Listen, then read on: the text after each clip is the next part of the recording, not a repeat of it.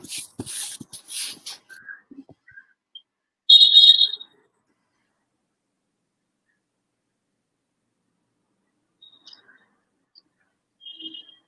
good evening, students.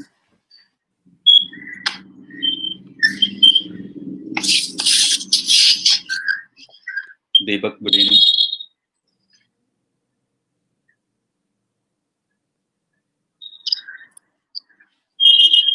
Yeah, good evening, students.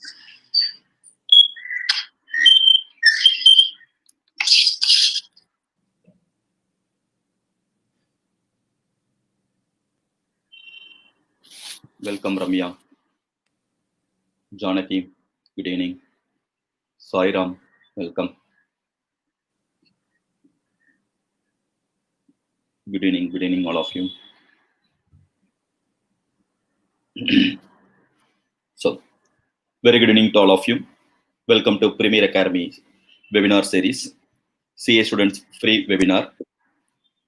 Today's discussion, how to approach auditing paper for CA final.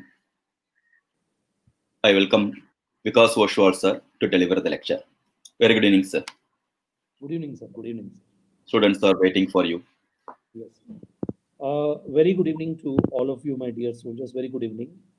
As the exams are fast approaching, my dear soldiers, our preparation should be apt and relevant to the coming examination. So this CA final audit, both for old and new syllabus, how do we prepare? How do we go about it actually? What should be our preparation aspect is what is all about our discussion. And also an important look into how do we approach the MCQ? How do we go about the MCQ is what we are going to discuss today, my dear soldiers. The first and the foremost thing that whenever you are reading auditing, I request you that you divide the subject into 5 parts. The first part being the standards on auditing, that is the first part. And standards on auditing will be asked for around 35 to 40 marks in the examination. Either it may be in the form of MCQ or it may be in the form of a descriptive question or an application based question. So it will be asked for 35 to 40 marks. So which makes the standards on auditing very, very important. My request is that whenever you're reading standards on auditing for CA final, please start reading the standards from reverse. You start reading from 700 series standards first, 600 series, 500, 400. That is how you have to go, 300, 200. That is how you should go. I don't say that 200 series is not important. No, I'm not telling like that actually. But the weightage will be on the latest standards. On the latest standard, that is 700 series standards, then 600, 500, like that it has to go. So that is why, my dear soldiers, so when you prepare for the examination, you need to ensure, my dear soldiers, that your preparation is relevant for the examination and that relevance is shown actually. So the first and foremost thing, when you're reading standards, start from the reverse actually. Second one, the second part of audit is your company audit. Along with the company audit, please read audit of consolidated financial statement. So audit of consolidated financial statement should also be read actually. Plus, you have to read the chapter of corporate governance and the audit committee. You need to read those chapters. So that is a second bunch, second part, that is company audit, audit of consolidated financial statement, and audit corporate governance and the audit committee. Now this chapter will come for around 20 marks in the examination, which makes it one of the very important chapters. And next one, my dear soldiers, the next thing is also the next thing which comes into picture is the third part, that is the professional ethics chapter. Now, professional ethics chapter, my dear soldiers, whenever we talk about the professional ethics, my dear soldiers, in professional ethics, you need to be very clear about like the professional ethics. Plus, along with the professional ethics, also you have to be very clear about the liability of auditor, peer review, quality review. You need to be very clear about the topic actually. That's the thing here. So these are the topics you should be very clear. that is professional ethics, peer review, quality review, liability of auditor. Please read as a group. Again, it comes for 20 marks. Then the fourth part, my dear soldiers, is bank audit and NBFC audit. That's the fourth part of the discussion. There will be the fourth part. And the fifth part, my dear soldiers, will be the audit of insurance companies, the audit under automated environment, audit of public sector undertakings. Then you have internal audit, operational audit, management audit, investigation, due diligence, forensic audit. So these are the other chapters which comes into picture, my dear soldiers. Okay, these are the other chapters to be covered. So first and the foremost thing, my dear soldiers, is that you need to be very clear in these five sets of topic. The five sets of topic, my dear soldiers, are basically you divide the topic of audit into five parts and start studying actually. That is the first thing. When I talk about 700 series standard, in 700 series standard, we need to be very clear with what are the specific evaluation to be done by auditor while issuing the audit report. What are the specific evaluation? The specific evaluation could be like whether the financial statements are prepared as per accounting policy, whether accounting policy is consistent with AFRF, that is applicable financial reporting framework. Then, my dear soldiers, whether the accounting policy is properly applied, properly disclosed, accounting estimates are reasonable in nature, and the presentation structure and content of financial statement is fair. Information is appropriate in nature. Information in financial statement is appropriate. Then financial statement are, my dear soldiers, relevant, reliable, understandable, and comparable. These things you have to highlight. Then, when you're reading, you need to read what is the content, what are the contents of the, when we talk about this, what is the content of the, my dear soldiers, what contents are there as far as the financial statements are concerned? What is the content of the audit report actually? The audit report content, let us try to understand. Content in that, my dear soldiers, it starts with title, addressee, opinion paragraph. Please be thorough with the opinion paragraph. So opinion paragraph, you have to be very, very thorough with, my dear soldiers. The opinion paragraph, that's the thing. And also, my dear soldiers, also we you need to be very thorough with the opinion paragraph, and then basis of the basis of opinion, that is also you should be thorough with the fourth part actually here. Opinion paragraph, then basis of opinion paragraph, and next you have going concern, not so important. Key audit matters, not so important actually here in the audit reporting part actually. The seventh part, my dear soldiers, is the management responsibility, which you should be very thorough with actually. What is the management responsibility? And the eighth part, auditor's responsibility. In the opinion paragraph, identify the entity which is subject to audit, state that the financial statements are audited, identify the title of the financial statement, the date, the period, the significant accounting policy. In the basis of opinion paragraph, you have to highlight that audit is conducted as per standards on auditing, and you should also highlight that the auditor has obtained SAI while expressing opinion on the financial statement. He has obtained SAI whenever he is expressing opinion. He has obtained SAI, and basically auditor has complied with ethical requirement including independence. That is what in basis of opinion. Then, as I told you, management responsibility, very important. Management responsibility, first of all, to prepare FS, financial statement as per AFRF, and then DIM IC, design, implement, maintain internal control. And lastly, my dear soldiers, to assess the appropriateness of going concern assumption. Coming up to auditor's responsibility, there you have to spend time.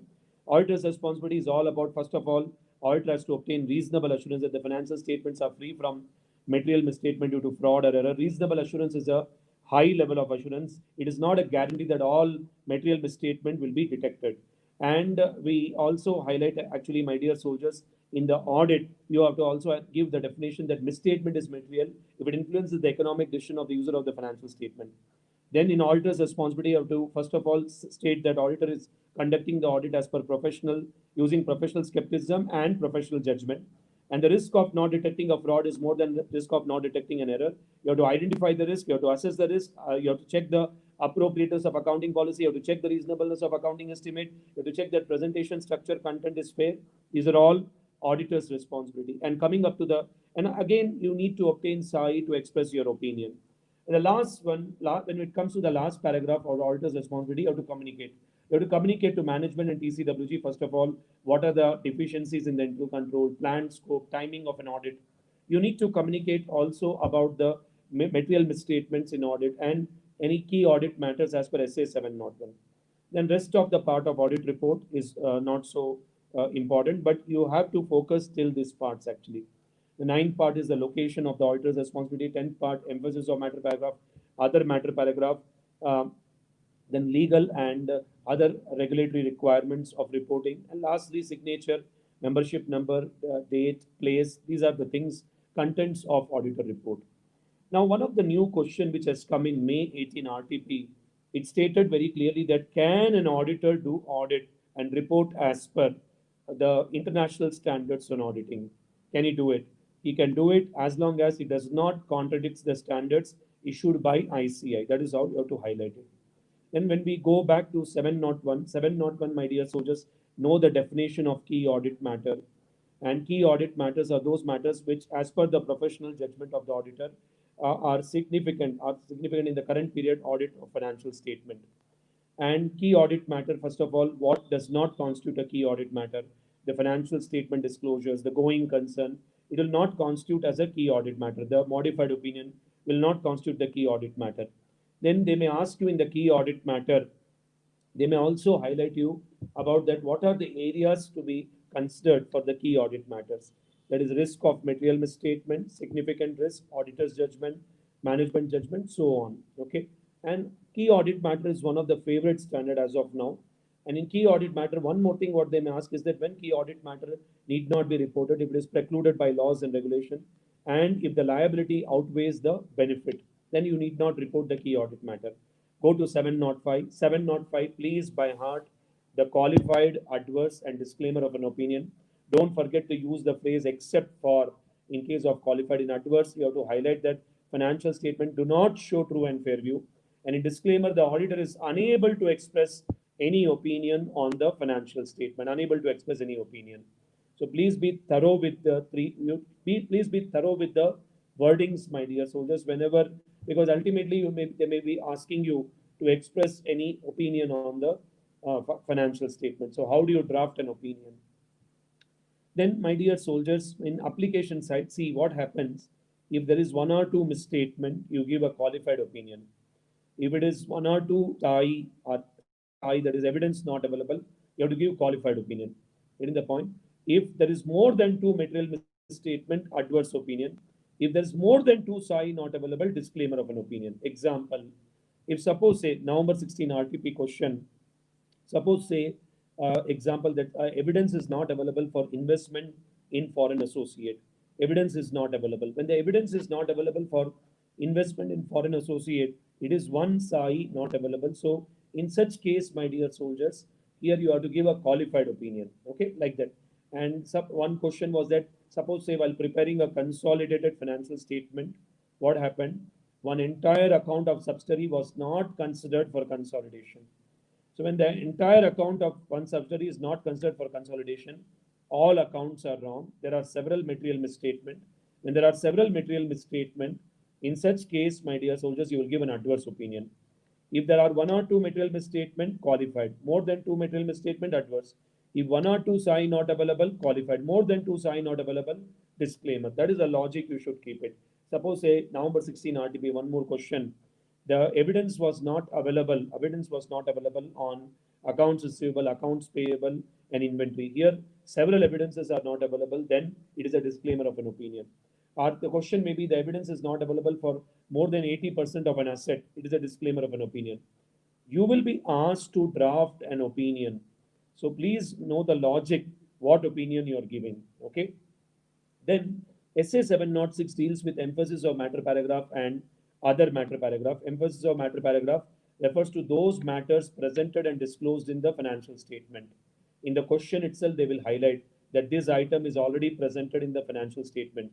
Please understand, emphasis of matter paragraph will refer to those items which are already there in the financial statement. The question also will tell it is there in the financial statement. Okay, that is how you identify. In other matter paragraph, it is like, say, matters which are what you can say, my dear soldiers, related to audit Auditors Responsibility and Auditors Report. So other matter paragraph relates to audit, Auditors Responsibility and Auditors Report. Okay, see for example, in examination they may ask you, what is the question? They may ask you that suppose in case of emphasis of matter paragraph, the company is affected due to fire accident. They have disclosed in the financial statement, but yet you want to bring to the attention of the shareholders. It is already there in the financial statement. EMP always links with the financial statement. Then other matter paragraph, like we have not done the audit of branches, that is other matter paragraph. So you talk only about your audit, auditor's responsibility and auditor's report. SA 710 comparative. Comparative, there are two types of comparative. Comparative means it refers to amounts and disclosure of the prior period. There are two types of comparative. First of all, you have the comparative corresponding figures, and second one, comparative financial statement. What is corresponding figure? A corresponding figure is an amount and disclosure of the prior period, which is presented along with the current period financial statement, but it is not subject to any audit. Whereas comparative financial statement, it is also presented along with the current period financial statement. If it is audited, then a separate opinion is to be given. Separate opinion has to be mentioned on these items. So separate opinion has to be given, okay, on these items actually, okay. That is what we understand by the comparative financial statement. From examination point of view, please focus only on corresponding figures, the questions which are related to corresponding figures.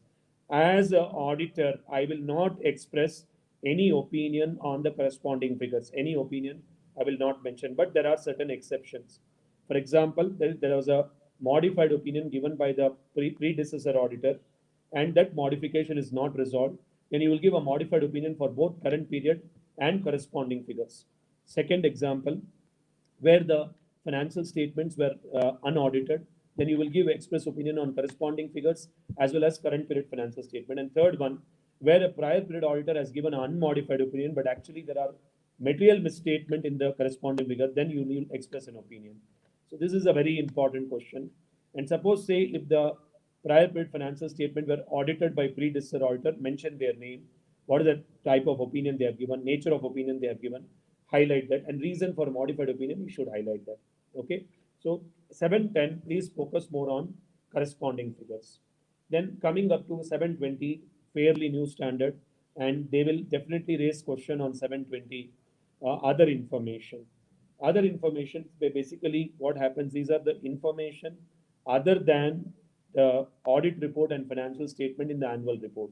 See, company is required to issue annual report. In annual report, they'll include the board of directors report, chairman's speech, the corporate governance report, corporate social responsibility report, management discussion analysis, capitalization of asset, highlights, ratios, financial statement, audit report.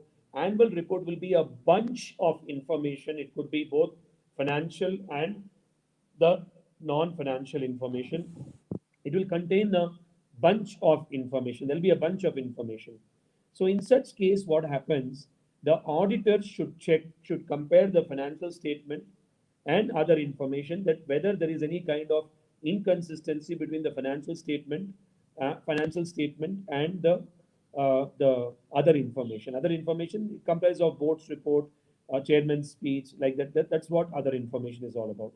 In case of other information, so first of all, auditor will compare the financial statement and other information, the other information. So whether there is any inconsistency.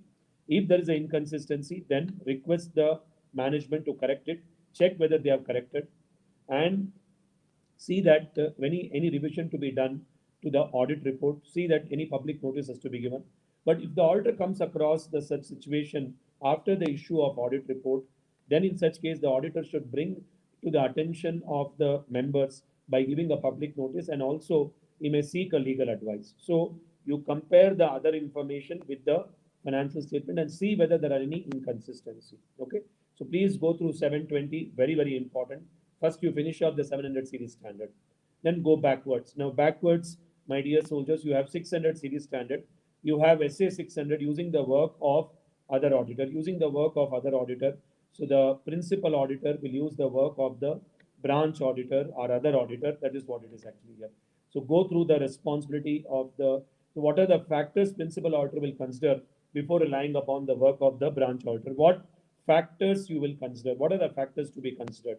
So those factors you have to highlight it, my dear soldiers. What are the factors to be considered in this regard? Okay, that is the next point we need to be noting it actually here.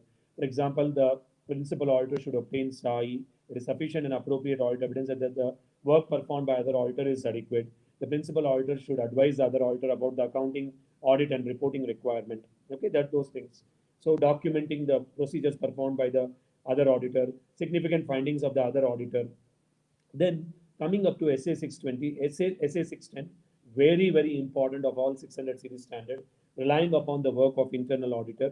Here, you have to see consider the factors which you should consider while relying upon the work of internal auditor. You have to see the organizational status affecting the objectivity. You have to see the policies and procedure affecting the objectivity. Competence of the internal auditor should be considered. What is the competence of the internal auditor? And you should also take into consideration, my dear soldiers, whether the internal audit work is done with systematic and disciplined approach, including the quality control. Those points you have to highlight. When you cannot rely upon the work of the internal auditor, when organization status does not support the objectivity, policy procedure does not support the objectivity, when no technical competence they have, and internal audit work is not done in systematic and disciplined approach.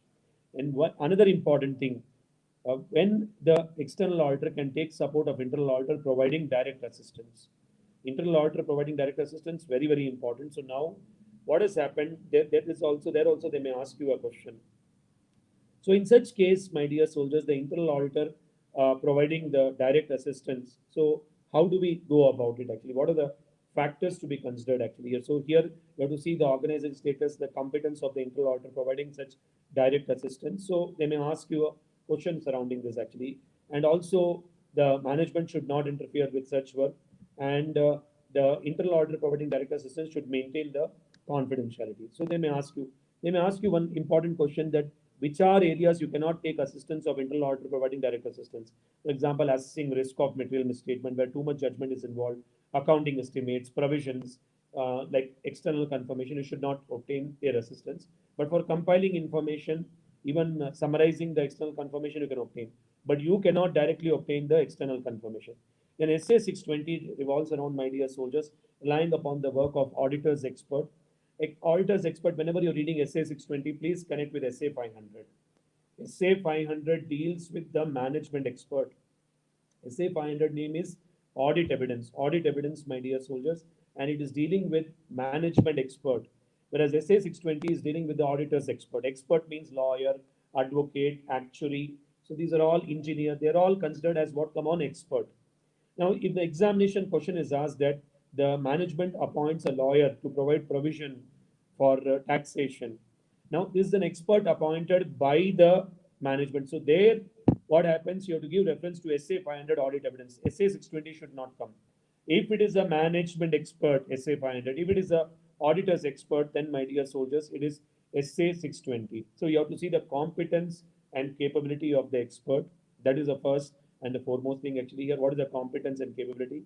You have to see the source data, the assumptions which are being made by the expert actually here.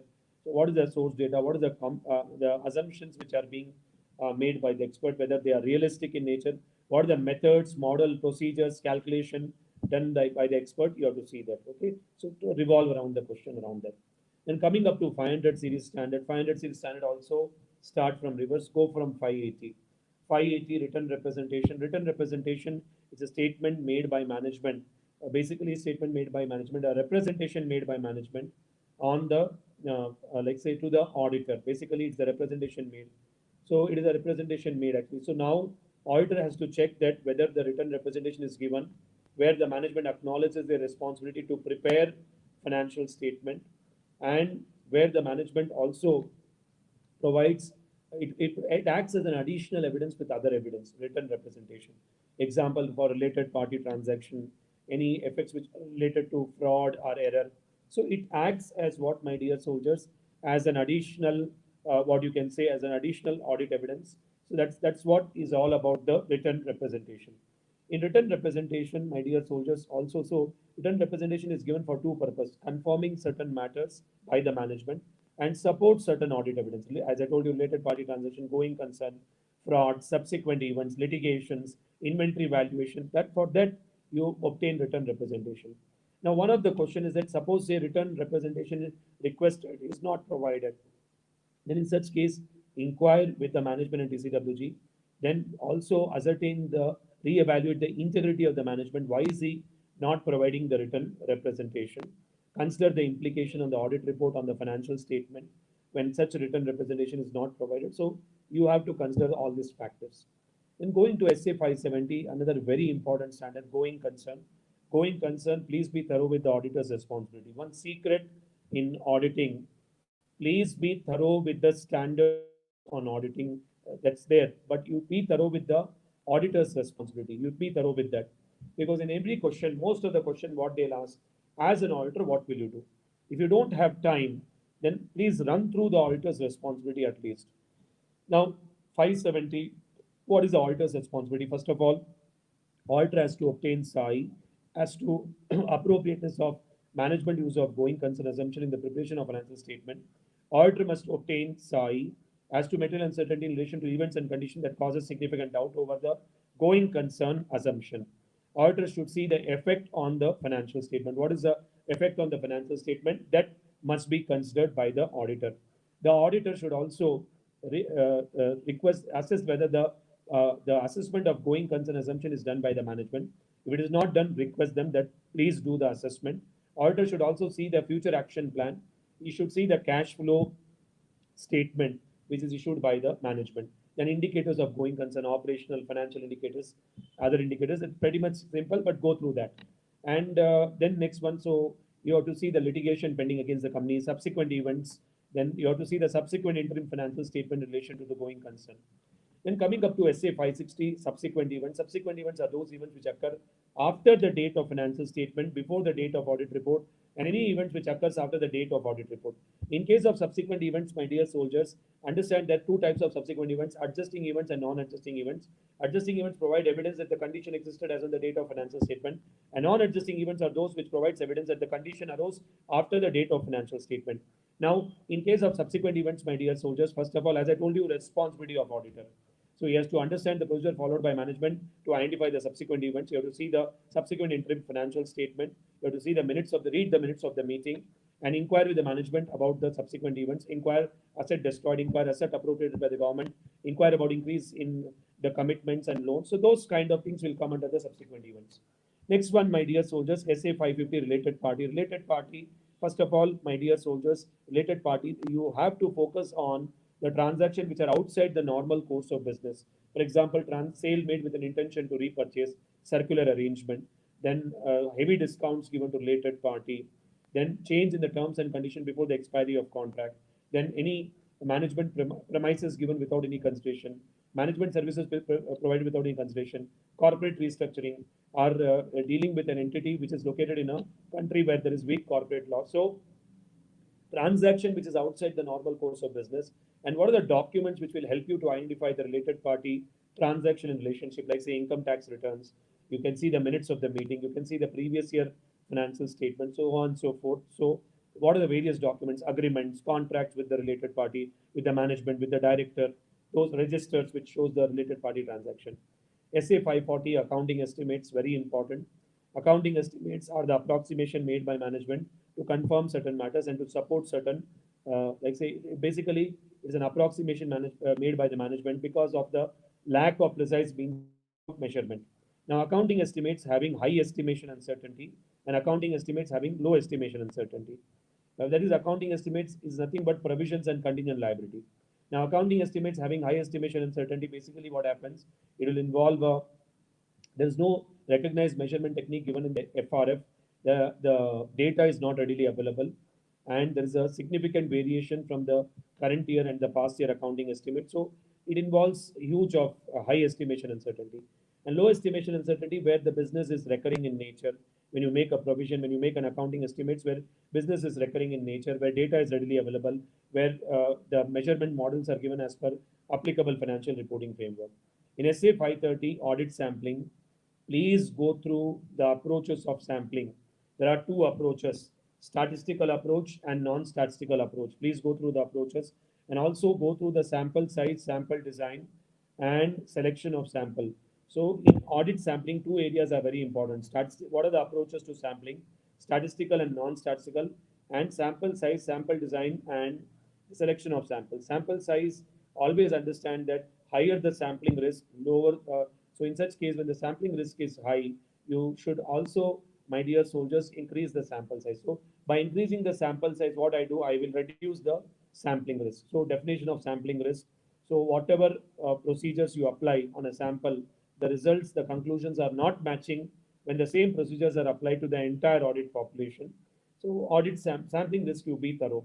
How do you select a sample? There are different ways of selecting a sample: random selection technique, systematic selection technique, or interval sampling, haphazard selection technique. So different selection techniques are there: monetary unit selection technique, stratified selection technique, cluster sampling, block sampling.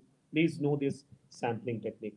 Then go back, SA 520, analytical procedures. Here, one, when you are using analytical procedures, when you are using analytical procedure as a substantive procedures.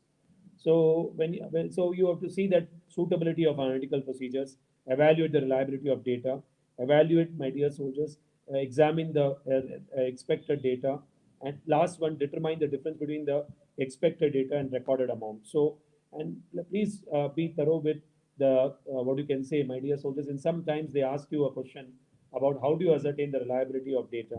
So you have to see the source of data, comparability of data, all the controls in the preparation of information, nature and relevance of information. Then SA 510, very important, small standard, but it is very important. Initial engagements, opening balances. So please be thorough with that. Here, 6, 7 points are there. So you be thorough with that more than say 510. Please don't neglect actually. So it is a small standard, but one of the 510 talks about initial engagements, opening balances. The auditor must obtain SAI, whether any material misstatement in the opening balances. Auditor should obtain SAI, whether the closing balance of the prior period are properly carried forward as the opening balances actually. So you have to be thorough with that, my dear soldiers. Auditor must obtain SAI on opening balances by perusing the audited financial statement of the prior period, and so on and so forth. Next one, and also accounting policy is consistently applied. Go back to 505. In 505, focus more on confirmation request, positive confirmation request, negative confirmation request. Please focus more on that. Okay, the questions will revolve around that. So positive confirmation request, whether the third party is agreeing or not agreeing, they'll respond. Negative confirmation request, only they disagree, they will respond. Non-response means the confirming party does not respond or the letter stands to be undelivered. Okay, exception means there is a difference between the confirmation and the books of account. So be aware of these concepts actually here. So positive confirmation request will be more reliable than negative confirmation request, so on. And next one, SA 500, audit evidence. Still, even though it's a old standard, but still it is relevant actually here. First of all, 7 audit procedures are there. See, the golden rule of audit: auditor designs, performs audit procedures to obtain SAI, to draw conclusion for the purpose of giving opinion on the financial statement, to reduce the audit risk to an acceptably low level. When we talk about audit evidence, my dear soldiers, in case of the audit evidence, my dear soldiers, what happens? There are various techniques of examining the audit evidence. You have inquiry, inspection, observation, analytical procedures, recalculation, reperformance. So different procedures are there. Please be aware with it. Inquiry is one thing which is often asked in the examination. Okay, and one new question: circumstances where audit evidence is not obtained. For example, circumstances beyond the control of enterprise, or circumstances, my dear, it arises due to the appointment timing of appointment of auditor, like that. So, for example, beyond the enterprise control, for example, any documents are seized by department or destroyed by some fire accident, or sometimes what happens, the auditor is appointed after the date of physical count of inventory, so on and so forth. So they may ask you questions like this. Then SA 450, what are the effect? What are the auditor's responsibility in relation to effect of uncorrected misstatement? Very, very important thing. So please, in 450, read the auditor's responsibility. And 450 deals with the effect of uncorrected misstatement, effect of misstatement. And next one, my dear soldiers, SA 402, very important standard. It talks about the audit consideration in relation to entity using service organization. See, there is a user entity. They will outsource the work to service organization. The service organization will outsource the work to sub-service organization. You will be the user auditor. The user auditor is doing audit of user entity. Example, Airtel will outsource the function to IBM. So IBM will be a service organization. Airtel will be the user entity. That way you have to understand. Accenture, for example, you have heard of Accenture. It's a BPO. Whatever outsourcing work are done by that. First of all, as an auditor, you have to understand the nature of services provided by the service organization. You have to see purely from the point of view of user auditor, the nature of relationship between user entity and service organization. And the third one, my dear soldiers, the nature and materiality of the transaction which is being processed, degree of interaction between user entity and service organization, the significance of transaction, internal control, and various documents like user manual, technical manual, system overview. All these things are being used. Okay. So please focus on that actually here. And sometimes what happens, my dear soldiers, when we talk about these entities, these enterprises actually here, whatever enterprises we highlight actually here, service organization, they may ask you a question on sub-service organization. Means what? Airtel will outsource to IBM, IBM becomes service organization. So as IBM, suppose say example, they outsource to Accenture. Accenture will become sub-service organization. And there are two types of report: type 2 report, type 1 report, and type 2 report. Type 1 report is on the first of all description and design of the internal control of the service organization. And type 2 report is description, design, and operating effectiveness of the internal control. So please be thorough with these concepts. 402 is one of the favorite standards. And going back to 300 series standard. In 300 series standard, first you start with SA 300. In SA 300, we have two things, my dear soldiers. First of all, we have the uh, overall audit strategy, and second one, you have audit planning. Many students get confused between overall audit strategy and audit planning. See, overall audit strategy is very brief, and audit planning is very detailed.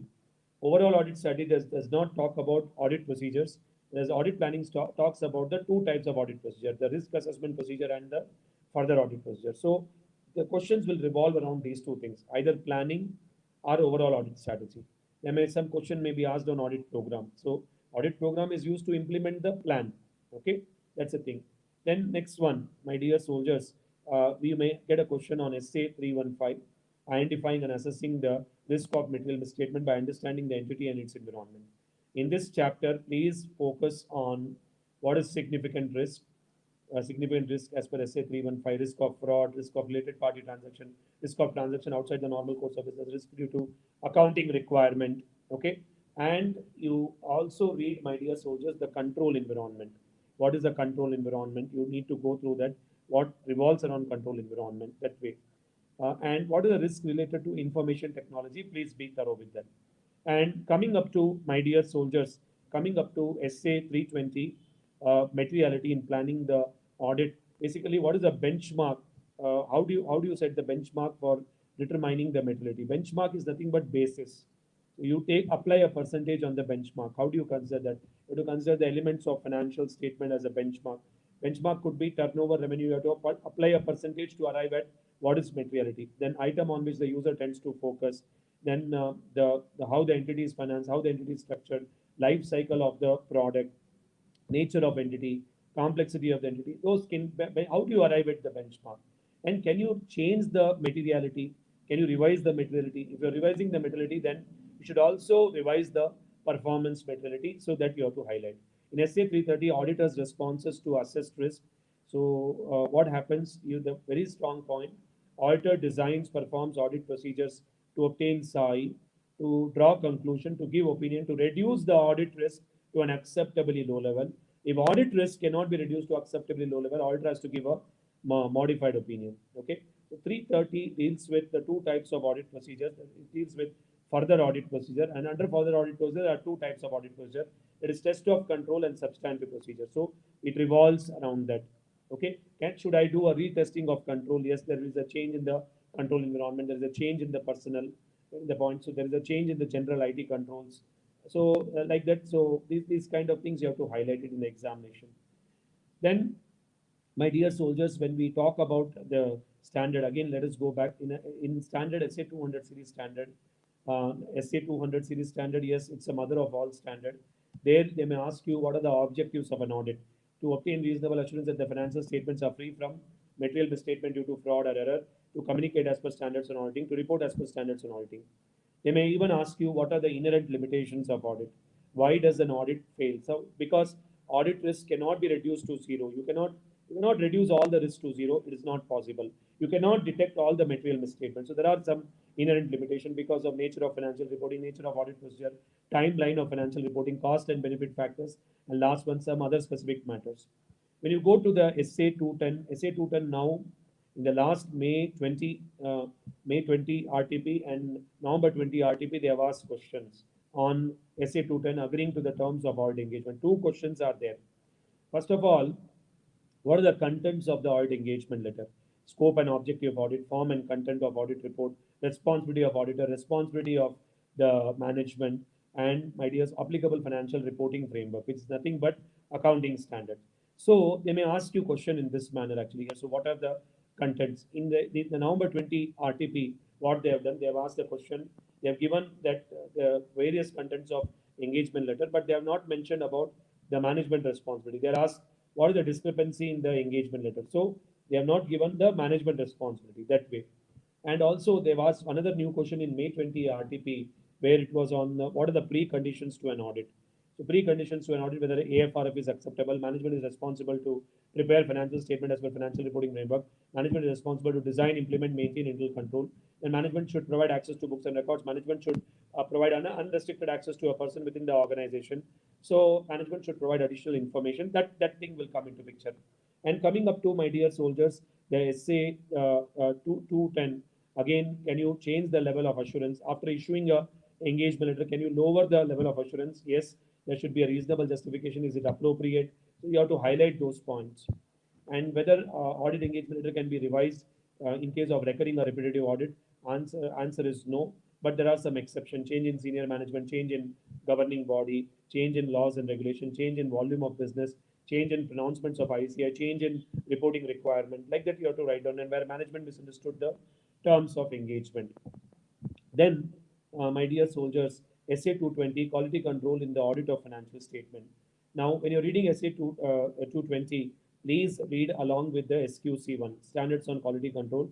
Both are same. See, SQC1 deals with quality of entire audit firm, whereas SA 220 deals with quality of an individual audit. Otherwise, both the principles are same. In this standard, please go through the acceptance and continuance of client. When you cannot accept and continue with the client, when the client is doing illegal business, undue pressure is putting, you have to consider the integrity of the client, competence and capability of the engagement team, significant matter. So you have to highlight that in the examination. And you may be asked a question on, like say, engagement performance. The audit is done as per professional standards and legal requirement. As conclusions are drawn, then audit evidence are obtained.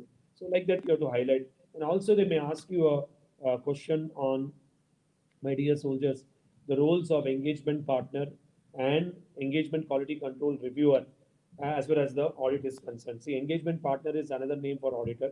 Engagement quality control reviewer is also a CA. Both are CA. But in the standard 220 and SQC1, they are called as engagement partner. 230 audit documentation. One of the question coming in November 19 RTP. What are the factors governing the nature, extent, timing of the audit procedure? So you have to highlight what are the factors which is governing the nature, extent, timing of the audit documentation. So you have to consider the nature, extent, timing of audit procedures, the nature of exceptions identified, audit tools and methodology used, sufficient and appropriate audit evidence, risk of material misstatement. So our conclusions drawn, size and complexity of the entity, who performed the work, who reviewed the work, and then also for MCQ there may be a question like assembly of audit file. Within how many days you should assemble the audit file once the audit report is issued? 60 days. How many years you should maintain the audit documentation? 7 years you have to maintain the audit documentation. Can you revise the audit documentation? Yes, you can revise. You cannot revise, but there are some exceptions which are there. Okay, like filling the checklist, updating the audit evidence. There are some checklists. Then SA 240, which deals with fraud. Now, in case of fraud, my dear soldiers, you have to go through responsibility of auditor. Very important. In fraud, please be thorough with the responsibility of auditor. If you don't have time to cover the entire standard, the auditor should obtain reasonable assurance whether financial statements are free from material misstatement due to fraud or error. There is an avoidable risk that the misstatement due to fraud may not be detected even though audit is properly planned and performed as per the standards on auditing. So fraud involves sophisticated and carefully organized scheme to conceal its existence. So please go through the thing where auditor detects any misstatement, whether it is indicative of fraud. Auditor should consider the implication of misstatement due to fraud on the financial statement audit report. Be thorough with the responsibility of auditor. In SA 250 also, please be thorough with the the auditor's responsibility. Be thorough with that. Actually, there is a reporting responsibility also, auditor's responsibility. So you have to understand all the legal and regulatory framework applicable to the entity in SA 250, and you have to obtain a written representation from the management about compliance of law. You have to see the correspondence from the various authority. You have to see that any specific act of non-compliance, what is that specific act of non-compliance? So those kind of things you have to highlight. In reporting responsibility, there is a non-compliance, report to TCWG. If there is an intentional non-compliance, immediately report to TCWG. If the TCWG is involved, report to the higher authority. And lastly, my dear soldiers, consider your responsibility to report to a person outside the entity. Maybe, for example, it could be a government or a regulator. So 143 subsection 11. So there, my dear soldiers, related to the company law where fraud reporting 1 crore and above, 143 subsection 12, you have to comply. Then next one, my dear soldiers, next scenario, my dear soldiers, what are the next important scenario which comes into picture actually here? The next important scenario which are there as far as the fraud is concerned, and as far as the fraud is to be understood and analyzed, my dear soldiers. Next one is SA 260, communication to those charged with governance, and SA 265, communicating the significant deficiency in internal control. So they may ask you a question on letter of weakness. What is the letter of weakness? They may ask you a question that what are the instances under which the communication is done to those charged with governance. So these two questions may come: letter of weakness or management representation letter. Then SA 299, auditor's responsibility, responsibility of the joint auditor responsibility. So in such case, when they are doing audit of joint audit, what is the responsibility of the auditor? So the work will be divided in a specific audit area and into a, like say, it will be a common area, my dear soldiers. So that's how it is actually. So where the auditor will be responsible for the respective area. When the joint audit, they may ask you when they will not be responsible. When they will not be responsible, my dear soldiers, they will not be responsible when they'll be jointly and severally be responsible when the work is not divided, when the financial statement is prepared as per statute, when the financial statement is prepared as per applicable financial reporting framework, when the audit report is prepared as per the statute, as per the standards on auditing applicable, where the one of the joint auditor brings to the attention of another joint auditor some important matters.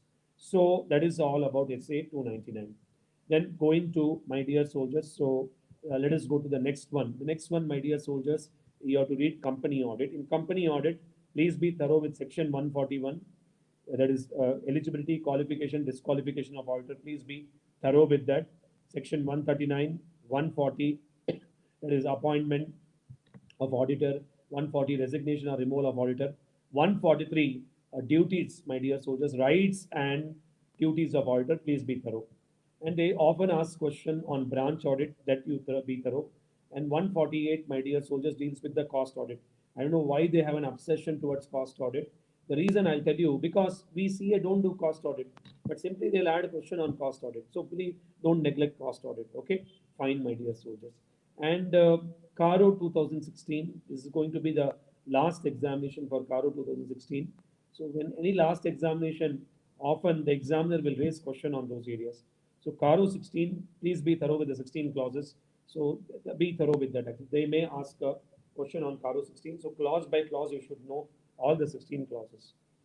Coming up to the other chapters which are related to company audit, that is audit of consolidated financial statement. You should know what is permanent consolidation adjustment, current period consolidation adjustment. Permanent consolidation adjustment is done for the first time when you prepare CFS, like goodwill, capital reserve, minority interest, and current period consolidation adjustment is done every year, elimination of intra-company transaction. Please be aware with that.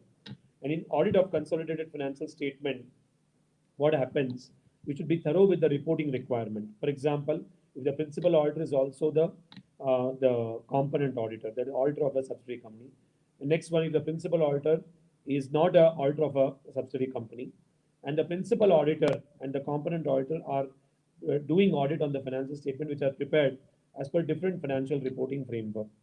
So there may be these questions like this on reporting. So reporting, please be thorough in CFS. In CFS, what happens? The consolidated financial statement comprises of consolidated balance sheet, P&L, consolidated cash flow statement. So you follow either Indian GAAP to prepare it, the old accounting standard, or Ind AS, or Schedule 3 to prepare it. So please be thorough with the questions related to it. Then next, coming up to, my dear soldiers, the Another chapter which is linked here actually is the corporate governance and audit committee. Very, very important chapter. What is corporate governance? What are the areas covered by corporate governance?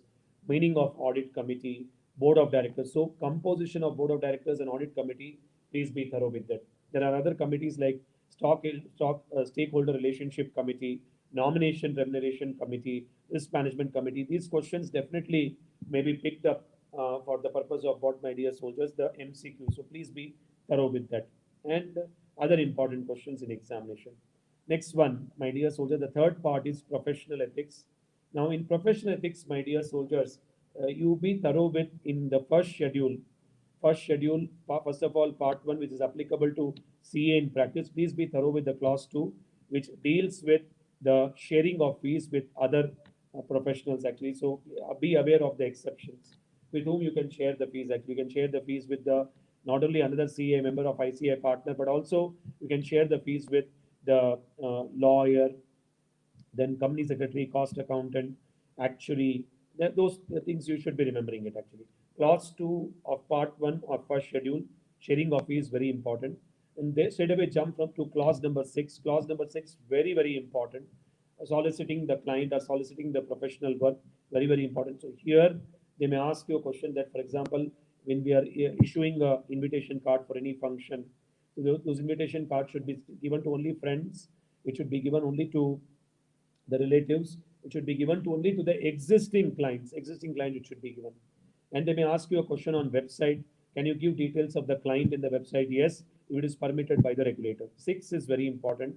Clause 6, part 1, first schedule. Then clause 7 talks about what designation. What is the designation you can use? You can use designation chartered accountant. Clause 7. Clause 8 talks about communication, communicating with the predecessor auditor. You should communicate with the registered post with acknowledgement. Clause 10 talks about charging fees on a percentage basis, or which is contingent upon certain finding. Please know the exception. One of the secret of professional ethics is that focus more on exception. When you can charge fees on percentage basis, for example, liquidator, cooperative society, auditor, their management consultancy, then cost optimization services, debt recovery services, fundraising activity. Here you can charge fees on what come on, my dear soldiers, on like say that's what percentage basis. Exception you should be clear. Then clause 11, CA should not engage into any occupation other than chartered accountancy. And what is generally being permitted, what is special permission is required, that you be thorough. Where, so again, I'm telling you, exceptions you please be thorough. Where it is generally permitted, for example, you can act as a, like say MLA, MP, MLC, you can hold public elective offices like this. You can also work full-time employment in another CA firm. That is generally permitted. Editor of a professional magazine, they ask this question also. So like that, and you can own an agricultural land, generally permitted. Special permission, for example, interest in family business, or it could be any interest in any educational institution, that way.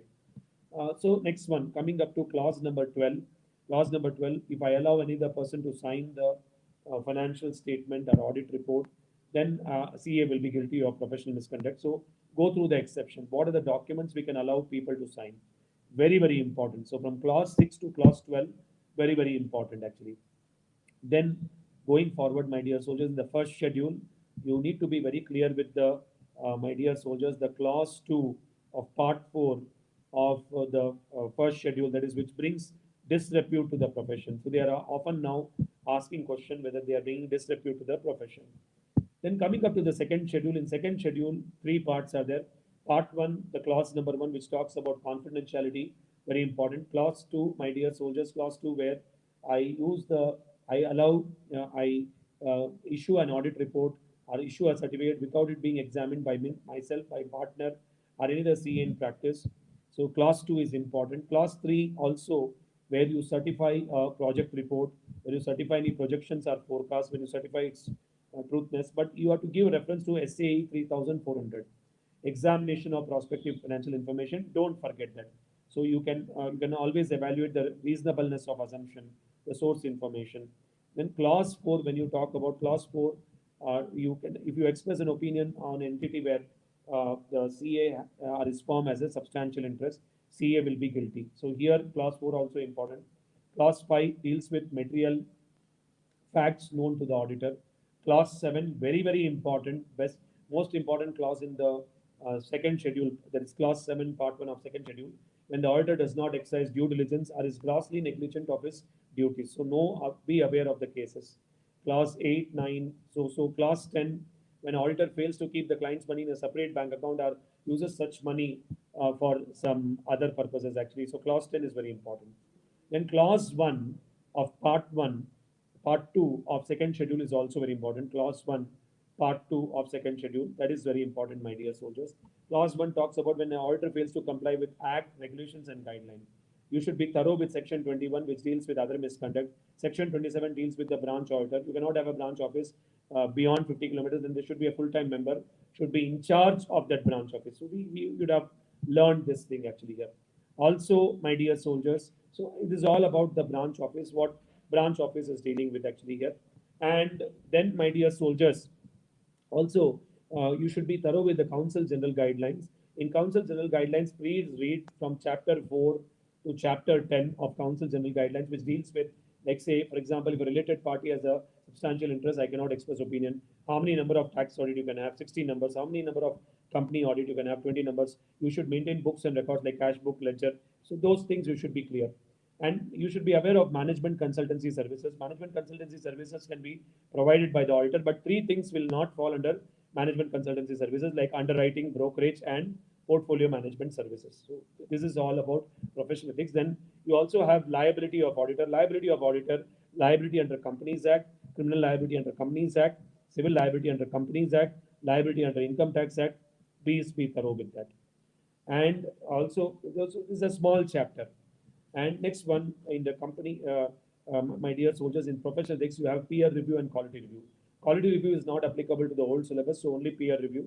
Peer review, my dear soldiers, it's a fairly, what you can say, old area now. Now the latest area is quality review. See, peer review, what happens?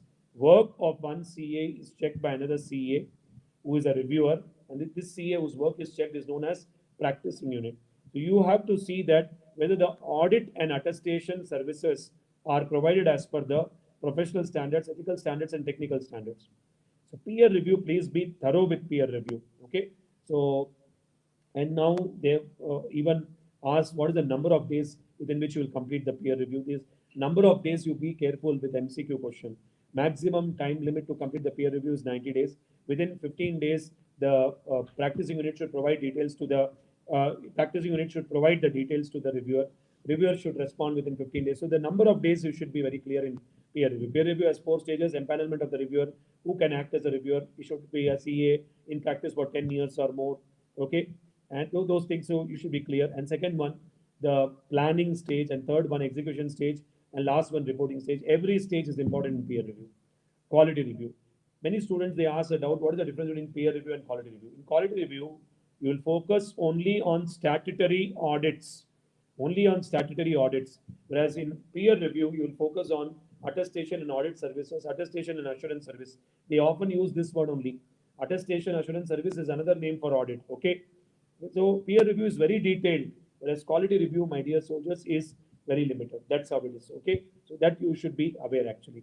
Quality review, again, there will be a technical reviewer, there will be a quality review board. Quality review board will select a audit firm subject to the quality review. So they'll select a firm for that purposes actually. Okay, so this is another important point.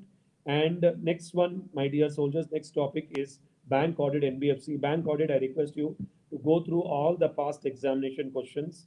In bank audit, you have statutory liquidity ratio, very important. You should be aware of contingent liability, internal controls on loans and advances, internal control on credit card operation, concurrent audit. So there are areas like this, and advances is the heart of the bank audit. Be thorough with that.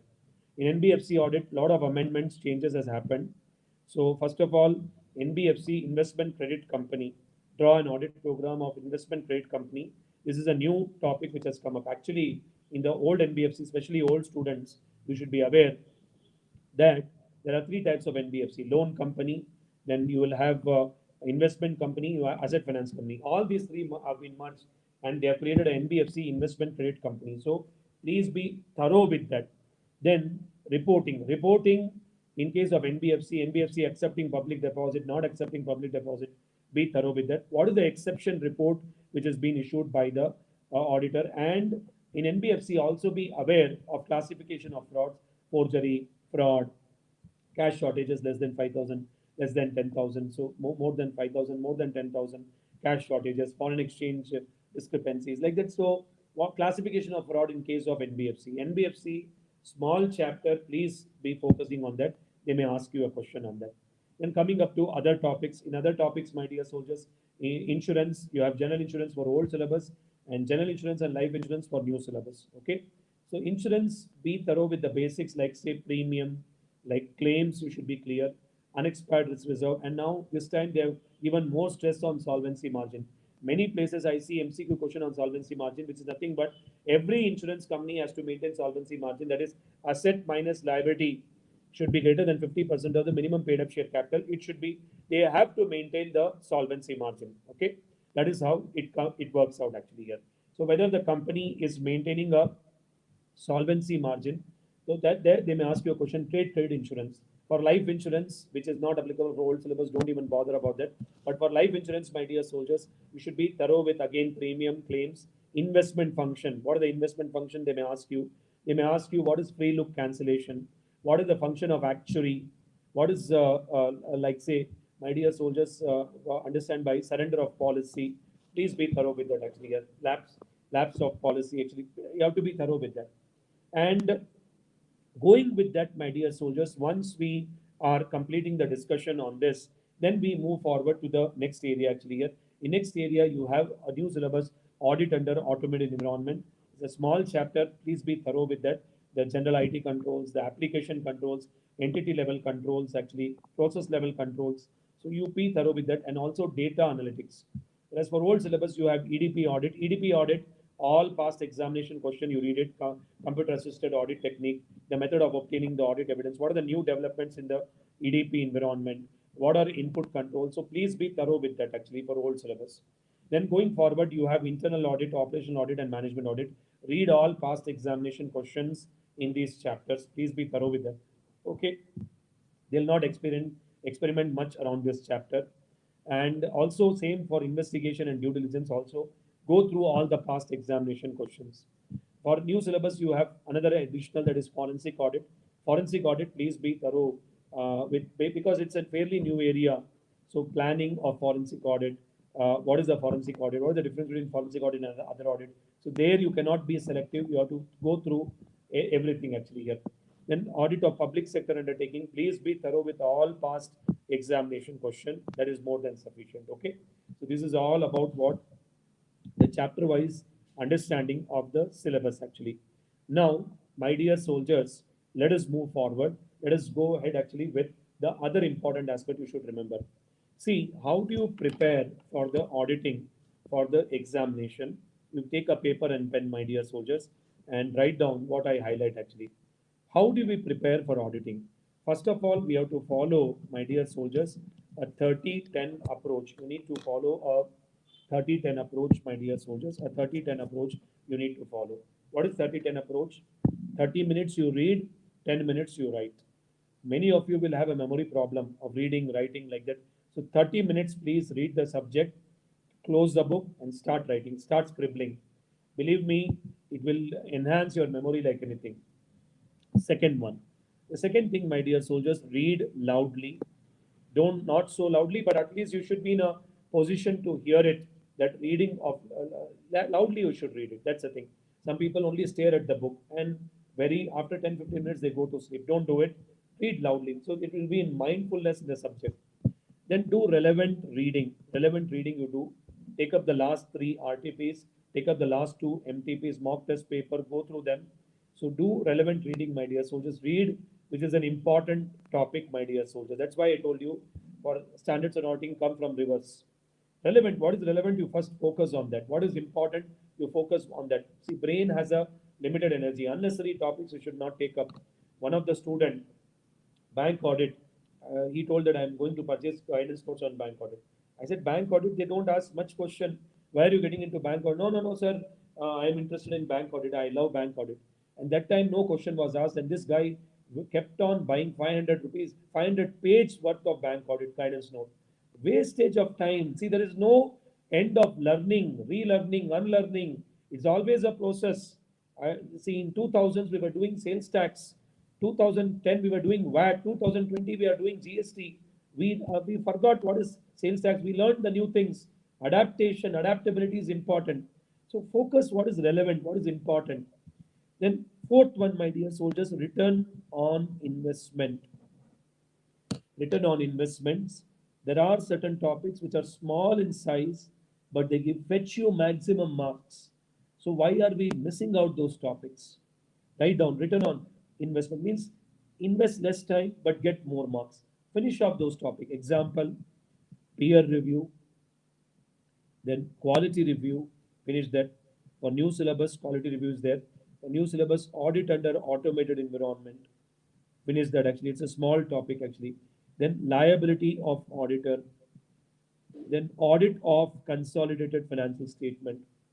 Then corporate governance and audit committee. Corporate governance and audit committee. So liability of auditor, audit of consolidated financial statement, corporate governance and audit committee. So this small chapter. Then public sector undertaking, then NBFC. These 8 topics, my dear soldiers, are very small. For whole syllabus, there are 6 topics. That is quality review and audit under automated environment is not applicable to you. Otherwise, these 8 topics alone will fetch around 25 marks. Why are we losing out? So focus on small topic. Finish off small topic first, then come to the new topic altogether. Then come to the other topic actually here. That's what you should do. So where the return on investment is very high. That's the thing. Okay. And essay, write down essay, reading from reverse. Read from reverse. Start from 700 series. Go backwards, my dear. So just essay to be read from reverse actually. That should be done. And topics, write down topics. Topics based on, write down topics based on past examination questions. There are topics which are based on past examination question. For example, you have bank audit, insurance audit, internal audit, operational audit, then management audit, investigation, due diligence, forensic audit I will not include because it's fairly new topic. Bank audit, insurance audit, internal audit, operational audit, management audit, investigation, due diligence. These are all topics. Take up the past examination question and please go through those past examination questions, my dear soldiers. That is where, my dear soldiers, you'll fetch a lot actually here. So this is another important pointer, my dear soldiers. That's the thing. So take up the past examination question and go through it actually here. The bank audit, internal audit, operational audit, investigation, due diligence. So go through that actually here. Please go through them thoroughly actually here. Okay. I hope everybody is clear with this actually. So this is how the preparation mode should go. Divide the subject into 5 parts and then start reading actually. That is where, and don't do any kind of selective study. Selective study is not good. Focus, give weightage on important areas, that is always there. Now, how do we approach MCQ for the coming examination? How do we take up the MCQ? See, MCQ, first of all, understand that 3 types of MCQ will be asked to you. The first type of MCQ, my dear soldiers, is a direct question. It will be a direct question actually. So the direct question will be there. Next one, it will be application-based MCQ. Application-based MCQ will be there. So they'll ask you to apply your knowledge. That is, the application-based MCQ will be there. So you will have either what, as I told you, my dear soldiers, there'll be a direct MCQ will be there. There'll be an application-based MCQ will be there. And there is also, my dear soldiers, elimination MCQ. Elimination MCQ means what, my dear soldiers?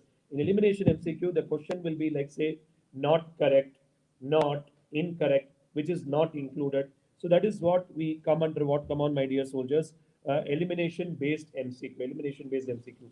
See, if you get a direct question, very good, my dear soldiers. Direct question, it is very, very good actually here. So it's straightforward, very simple, very easy in nature. So it's very, very straightforward altogether actually here. Whereas when it comes to what come on elimination MCQ, there also little bit thinking will be involved. For example, what is not included. But the challenge will come for application-based MCQ where you'll be asked to apply your knowledge and derive the answer. So based on my study of the mock test paper, which is given in the few examination past, almost 20 marks will be an application-based MCQ. Maybe direct question, maybe 4 marks, and elimination based MCQ may be 6 to 8 marks. So the weightage will be more on application based MCQ. The October mock test paper, which they have given recently, amazing hard work effort they have done. At the same time, they have taken even the past examination question and included in MCQ. That's the thing. So MCQ definitely will require a lot of patience from you. So if it is a direct question, straight away answer. And if it is a elimination MCQ where it says not, incorrect, which is following it incorrect, so you directly answer. Application based MCQ, you please hold it, think, and come to a conclusion. Okay. So once you start identifying the MCQ, it will become easy for you to allocate the time. Time allocation will become more easier in nature, my dear soldiers. Okay, that's the thing. So now coming up to the MCQ, let me just show you some MCQ. Yes, Hari sir, can we see the October 2020 MCQ? Thank you, Hari sir. Thank you very much, actually. October, Hari sir, can you just little bit increase the font actually here, possible if possible? So just increase the font actually here is possible. Thank you, sir. Thank you, sir. Now, look at the division A, October 2020 MCQ we are having actually here. Now, the first question, what it says, Mr. KTK was an employee of Youths Limited, a company engaged in the business of electronic goods, who retired from the services as on 30th September 2018. As he is an electronic engineer by profession, on 27th October 2018, he started a retail business dealing in electronic items under the name of KTK Traders, a proprietary concern, in his hometown. Mr. KTK provides you the following information regarding the turnover of the proprietary concern for the financial year ended 31st March 2020. So he is giving you the gross turnover for 1920, which is 1.25 crores. Then on 25th May 2019 is giving goods return, but the sales were related to 1819. It is 0.08 crores. Then 1211 cash discount allowed. Cash discount allowed, my dear soldiers, 0.05 crore. Then 3012 to 2019 goods return sales made on 10/12 to 2019. It's 0.11 crore. Then 15th February 2020 discount allowed in the sales invoice 0.03 crores. Then 31st March 2020 less commission on sales 0.01 crore. The net sale is 0.097 crore.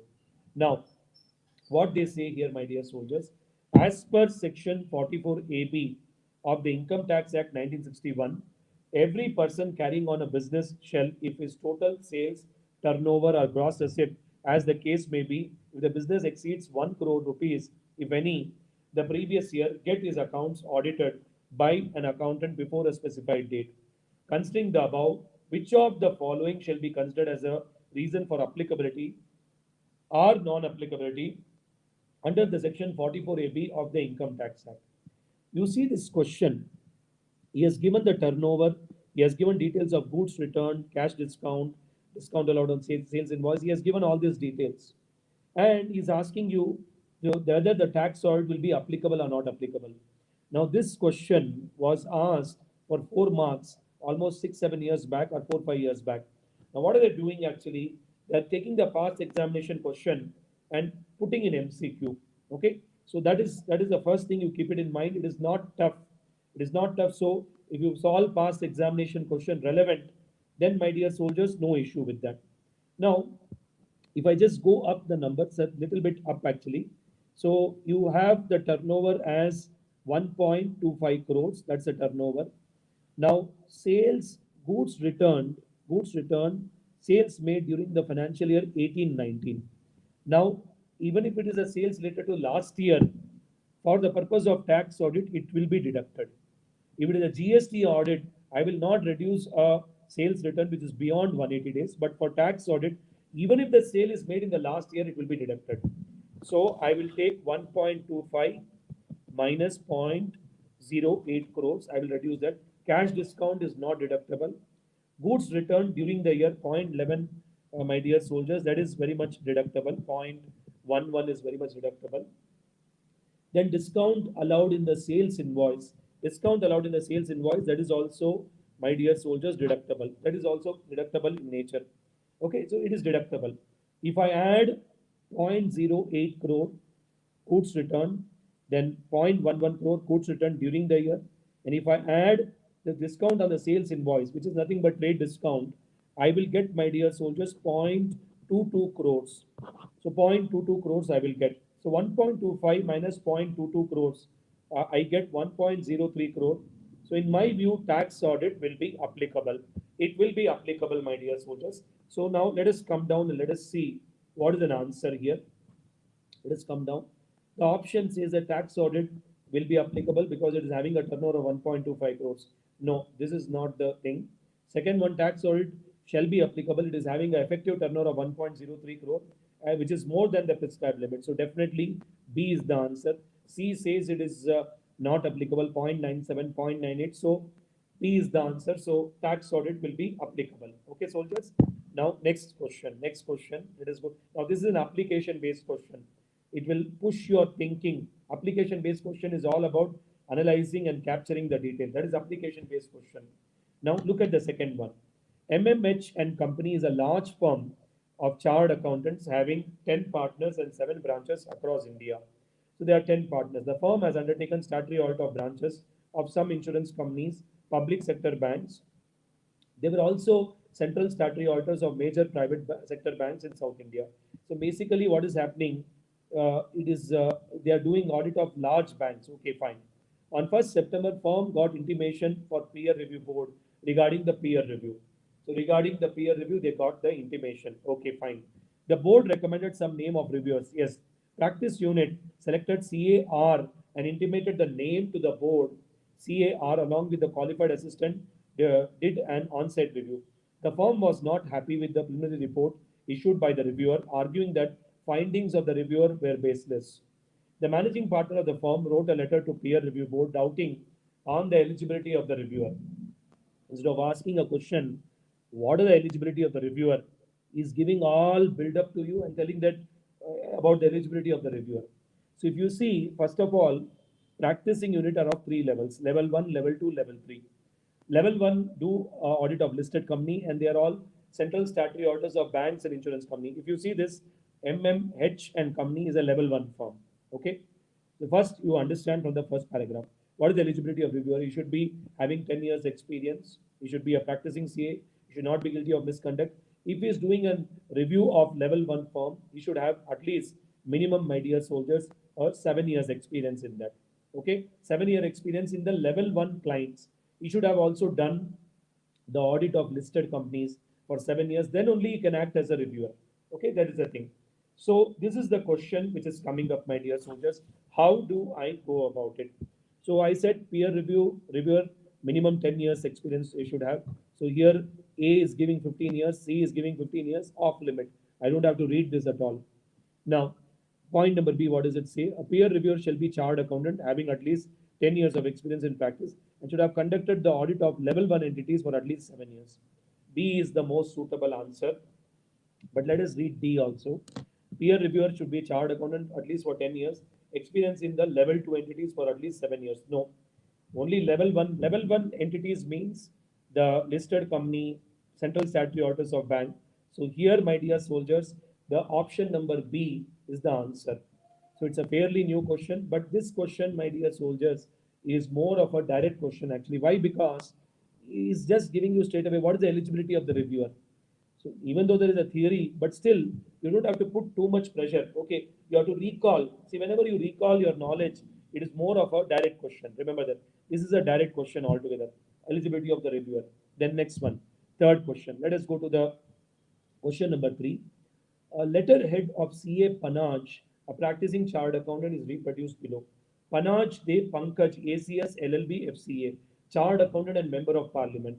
Application based question. It's a application based question, so whether it is correct or not. Now, my dear soldiers, as per the clause 7, what do we say? Part 1 of first schedule, you can use only one designation, that is chartered accountant. Okay, so now what are the options? The option A says, as per clause 7, part 1, first schedule, chartered accountant, he shall not use designation member of parliament in addition to that of a chartered accountant. So definitely I can use the designation chartered accountant. Member of parliament, I should not be using it. A is not the correct answer. So application based question, it makes you to think actually here. Now, Point number B, he shall not use designation LLB in addition to chartered accountant. No, LLB he can always use it, no problem with that. Then point number C, because see ACS, LLB, FCA, these are all what, my dear soldiers, these are all educational qualification. They are recognized. Then point number C, he can use designation member of parliament. No, sir, no. The straight away stop here only. Don't even waste your energy.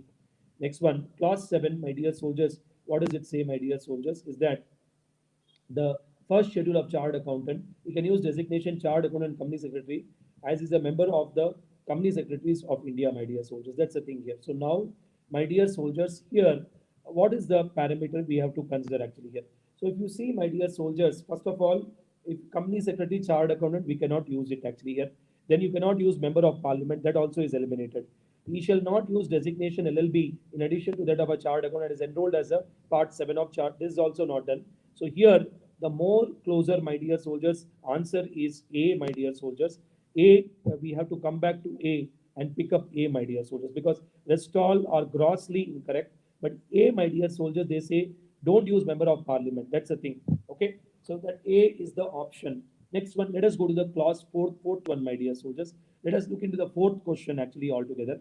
Now, in accordance with the provision of Companies Act with respect to investigation into the affairs of the company, my dear soldiers, is section 212 and 212 of the Companies Act. It is coming from the chapter of investigation. Who can be appointed as an inspector? Never they have asked this question about inspector, but now today they are looking at an inspector can see. So who can act as an inspector? So they are giving an option: Raj and Associates, a firm; CA Rahul; third one, Mihim Private Limited Company; ABC and Partners, and LLP and Body Corporate. Inspector can always be an individual, so you cannot be a multiple person. So inspector here, my dear soldiers, can be CA Rahul. That's the thing. So CA Rahul looks a more appropriate answer, my dear soul, because rest are firm, LLP, or body corporate. So let us look into the option. The option A says 1, 3, 4, no. Option B says one only, no. One only is what? One only is the firm, no. Then option B, C says 3 and 4, no. And last one, what they say, my dear soldiers, the option 2, the last one says option 2, which is CA Rahul. So the inspector into the affairs of the company has to be an individual. So CA Rahul is the answer. Okay. Next one, come down. Let us come down. Question number 5.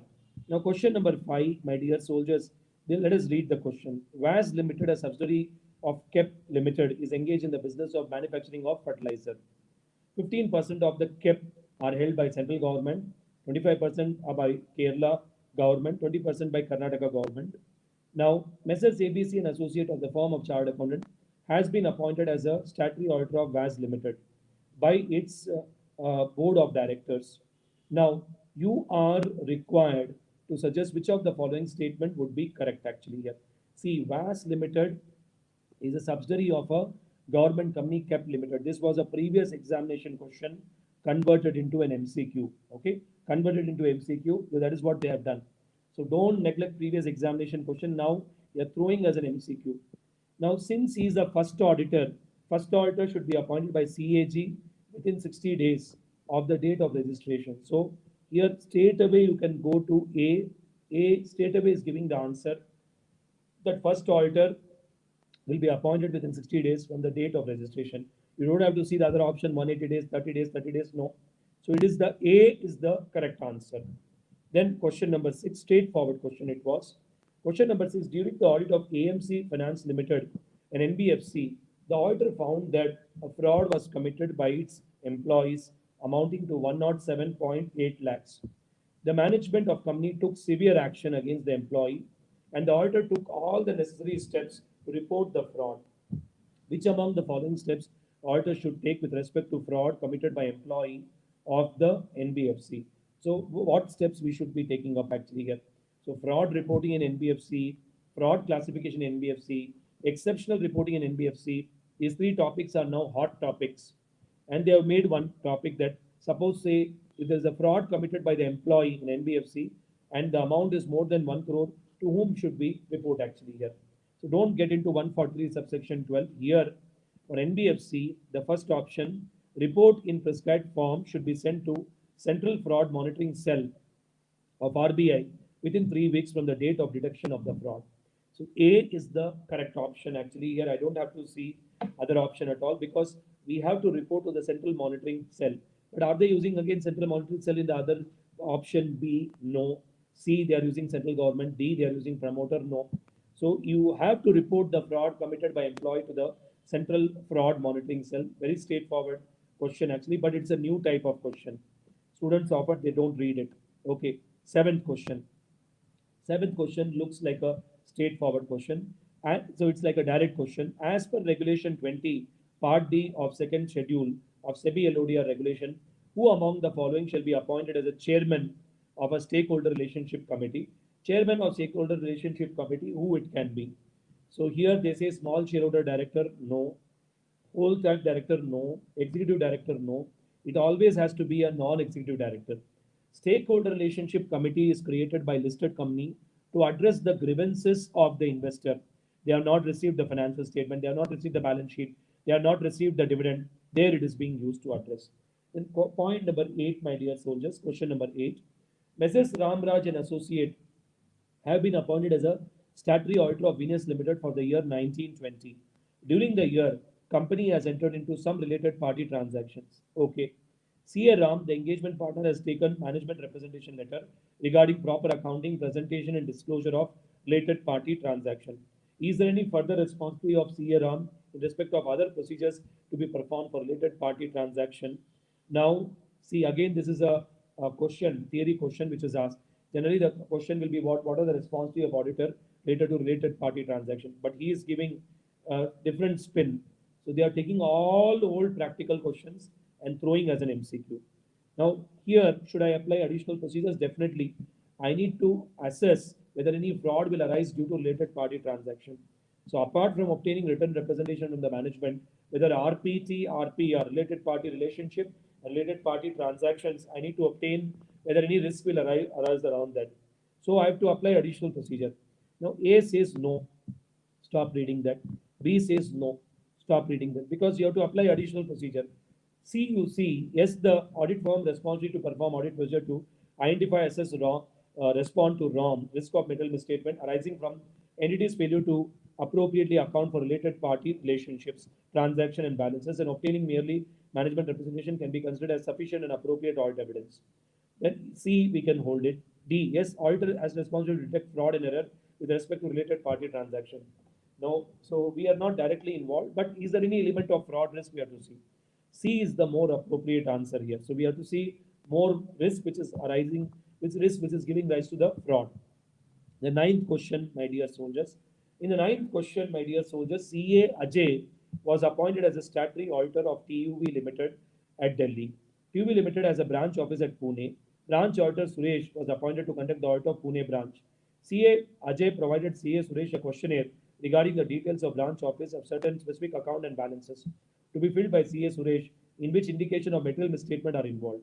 However, CA Suresh denied to fill such questionnaire as he explained that CA as a principal auditor has no right which is relevant as per SA and which of the following action is correct in this regard.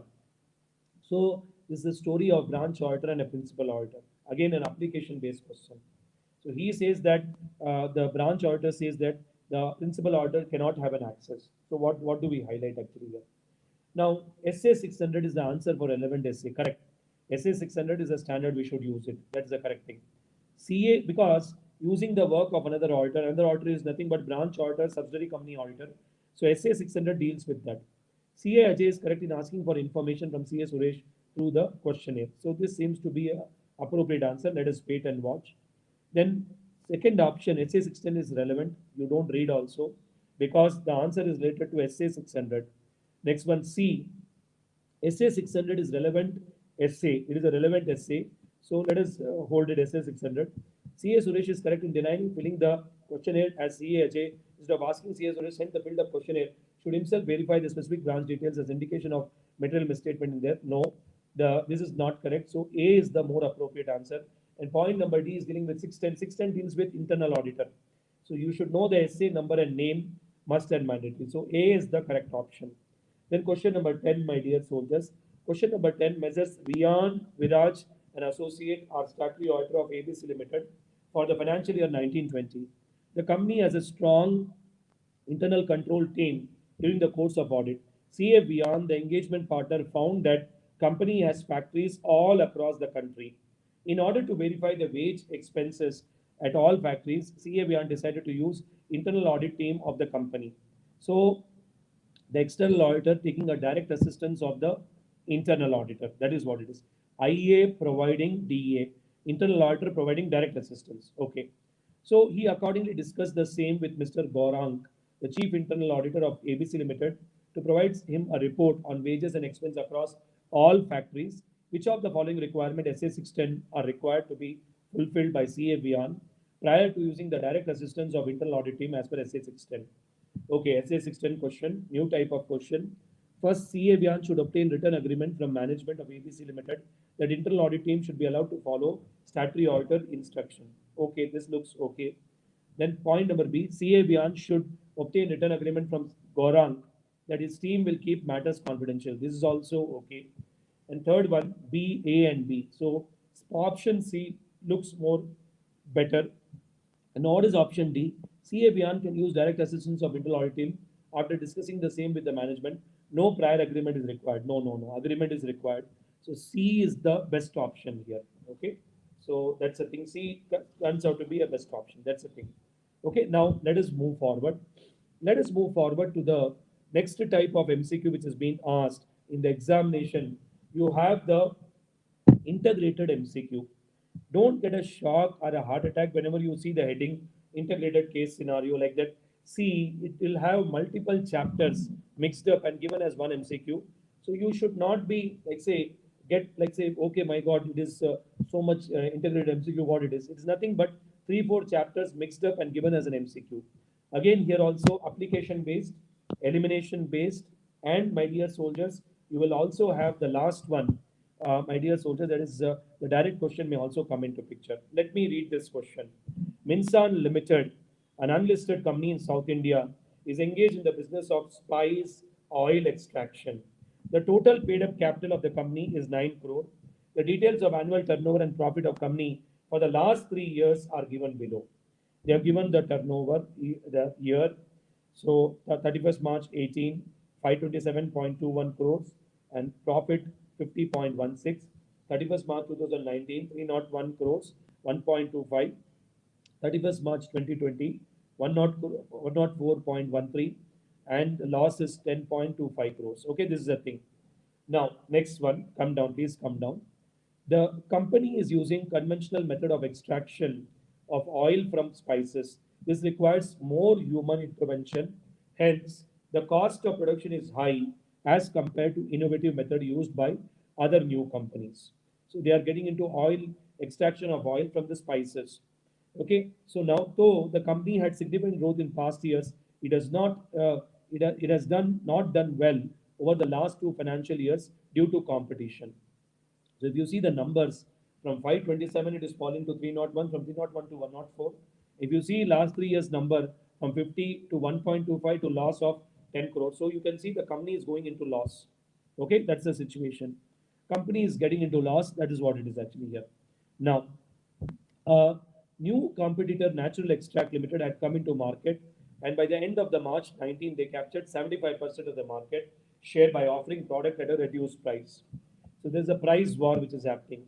They use new machinery which allows whole range of automated extraction method, thus minimizing the manual steps and reducing the cost of labor. In order to reduce the cost of production, thereby recapture the market, the management of Minsan Limited has planned to erect a new plant with an automatic machine. An estimated cost of plant and machinery is 90 lakhs. The company approached SA Bank Limited for a term loan of 80 lakhs, which would be repaid in 5 years. On 28/12/2019, the bank had sanctioned loan and disbursed 40 lakhs till 31st March 2020.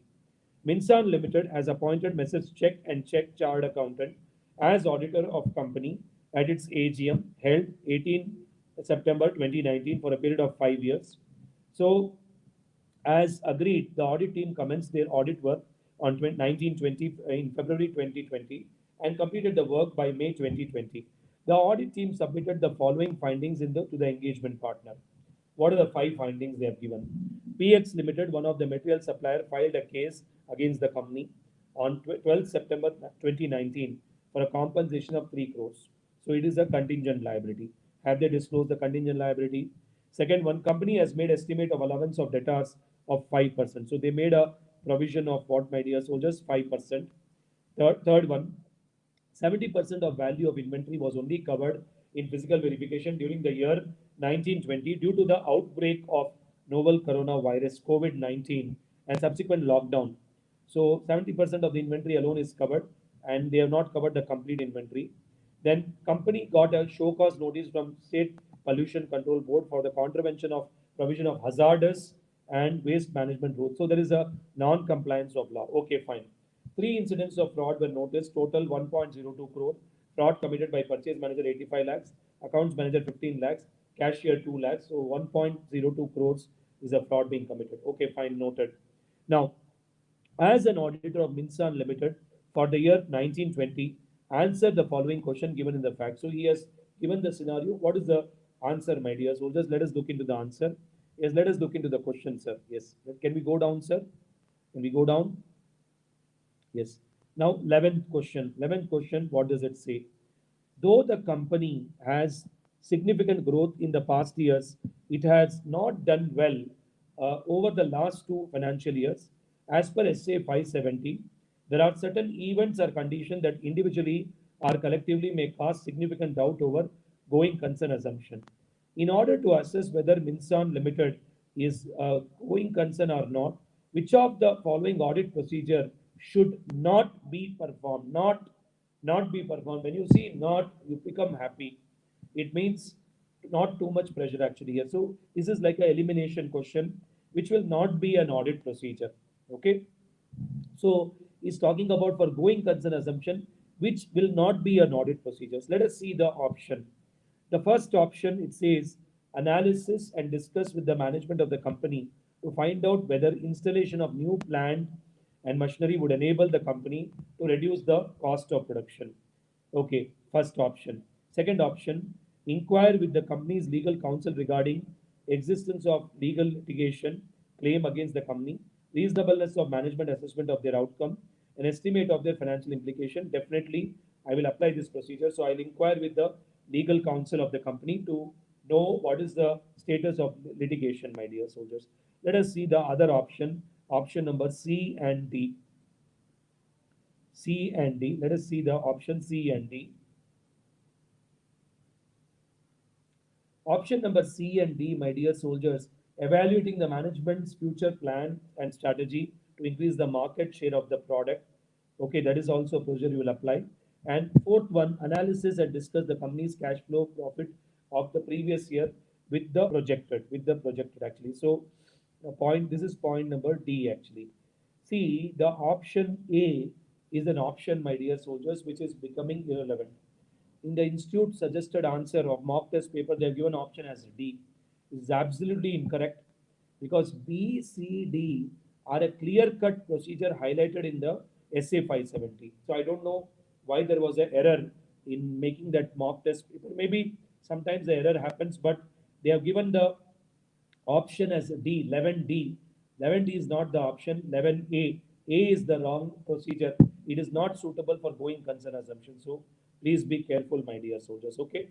Any wrong question given by ICI, my dear soldiers, it will give you full marks even if you choose a wrong answer. Okay. So in my view, the answer coming from this table of ICI is wrong actually. That's my strong view, my dear soldiers. Because B, C, D are the procedures already given in the standard SA 570. That is what I think. Maybe sometimes these errors happen. We should not go get into that. Now next one, let us go to the question number 12. So question number 12, part of integrated question. Now company has made an estimate allowance of debtors of 5%. Okay, agreed. Some financial statement items cannot be measured precisely but can only be estimated. The nature and reliability of information availability to management to support the making of accounting estimate varies widely, which thereby affects the degree of estimating the uncertainty associated with the accounting estimate. Now, Please advise which of the following may have a higher estimation uncertainty or higher risk as per SA 540. SA 540.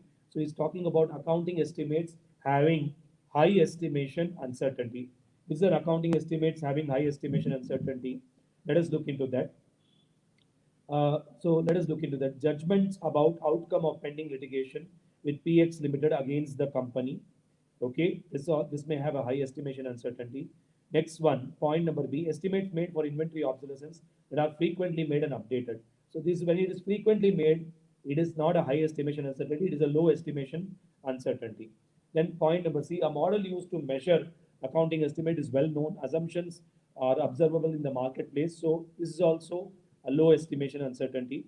Point number D, accounting estimate made for allowance of doubtful debt where the result of auditor's review of similar accounting estimate made in the prior period financial statement do not indicate any substantial difference between the original accounting estimate and actual outcome. So B, C, D are low accounting estimate. So A is one accounting estimate which is having a high estimation uncertainty. So A is the correct answer. Then let us go to the question number 13. The company in the notes accompanying its financial statement disclosed the existence of suit filed against the company with full details. Based on audit evidence obtained, it is necessary to draw users' attention to the matter presented in the financial statement by way of clear additional communication as there is a uncertainty relating to the future outcome of the litigation. In this situation, which of the following reporting option would be correct if the auditor is satisfied with the conclusion reached by the management? And this is a fundamental to the reader of the financial statement. So he is indirectly giving you the definition of emphasis of matter paragraph. Because what is emphasis of matter paragraph? A paragraph in the auditor's report which brings attention to items in the financial statement. Okay. Now let us look into the option. Include an emphasis of matter paragraph in the auditor's report, having a clear reference to the matter being emphasized, and issue a qualified opinion. Definitely, I will give a emphasis of matter paragraph, but why will I issue a qualified opinion? So let me hold this. Then point number B, include a basis for adverse opinion. There is no question of adverse opinion here. Point number C, include a basis of disclaimer opinion. This is also no question because I am referring to some litigation which is already included in the financial statement. So when you're referring to matters presented in the financial statement, it is emphasis of matter paragraph. Now point number D, include a emphasis of matter paragraph giving clear reference to the matter being emphasized to where relevant disclosures are fully described. The matter can be found in the financial statement. So D is the more appropriate option, my dear soldiers. It is bringing attention to matters presented and disclosed in the financial statement. Let us go to the 14th question. Again, 13th one was an application based question. You can see that you need to be thorough with that. Now, 14th one also looks an application question. What does it say? The company got a show cause notice on State Pollution Control Board. Okay. As per 250, the auditor shall perform audit procedures to help identify instances of non-compliance with other laws and regulation that may have a material effect on the financial statement. As the audit team of the company became aware of information concerning an instance of non-compliance with the law, what would not be a audit procedure to be performed? So here not. So more than application question, it is more of an elimination question, and it is dealing with non-compliance with laws and regulations. So what will not be a audit procedure is asking. Let us see, understand that. First of all, understand the nature of fact, the circumstances in which it has occurred. Obtain further information to evaluate possible effect on financial statement. No, this is the one of the responsibility of the auditor. So it has to be there actually here. Let us see the option number B. In option number B, my dear soldiers, discuss the matter with the management, and if they do not provide sufficient information, and if we can go to the next line, and if the effect of non-compliance seems to be material, legal advice can be obtained actually here. So, my dear soldiers, this is also one of the audit procedures. Third one, monitoring the legal requirement and compliance of code of conduct and ensuring operating procedures are designed to assist the prevention of non-compliance. This is more of a responsibility of the management, monitoring of legal requirement.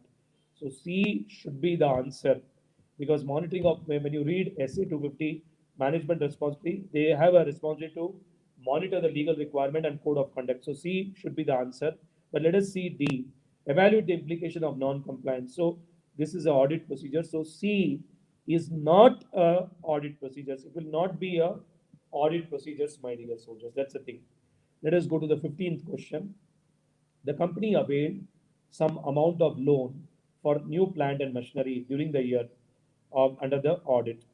Out of total loan sanction, an amount of 25 lakhs was earmarked for the purchase of machinery, oil extractor, but the company has acquired an improved model of machinery, namely oil extractor with dryer instead of the state, the reporting would be correct. So now in such case, my dear soldiers, state that following reporting option is correct. So what they did actually, they mainly they want to purchase machinery, oil extractor, but here they are purchasing an improved model of oil extractor with a dryer. So now in such case, see generally what happens in the clause 9 of Caro 16, what they say, any amount raised by way of term loan, initial public offer, further public offer, whether it is properly utilized. So I raised 25 lakhs. Have I used that money for that purpose? But instead of buying machinery A, I am buying the improved version of machinery B. Now, what do you think about this? Now, so I'm just purchasing an improved version of B, so A. So I need not bother about it actually. I need not think too much about it. So there is no violation as such, my dear soldiers. Now let us look into the option A.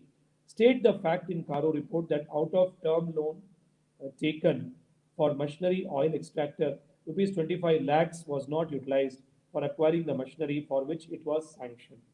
So here, my dear soldiers, state the fact. I don't have to mention because first I went for a smaller version.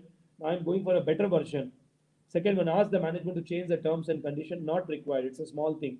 No reporting is required. Now state the fact in Caro report that the term loan has been applied for the purpose for which it is being sanctioned. Correct. So C is the option you should be going actually, because see it's the same machinery but little bit advanced version. Nothing wrong with that. See, you have to see the substance over form, and the intention here is not any violation. So they have gone for a machinery but for a better machinery. So in my view, my dear soldiers, this is to be highlighted in the Caro, and there is no violation, there is no deviation. Okay, that's the thing here. So telling that it is not applied is not correct, my dear soldiers. You have to highlight that in the point number C. Stated that it is used for that particular purpose, but they have gone for a higher version. That's it. Okay, everybody is clear, my dear soldiers. So this is what MCQ question will come. You'll get a 1 marks, like say 1 marks MCQ question, and these are the 2 marks question, which are, my dear soldiers, based on what you can say integrated question actually here. Okay, so yes, it will test your patience. It will analyze your patience, so that is required.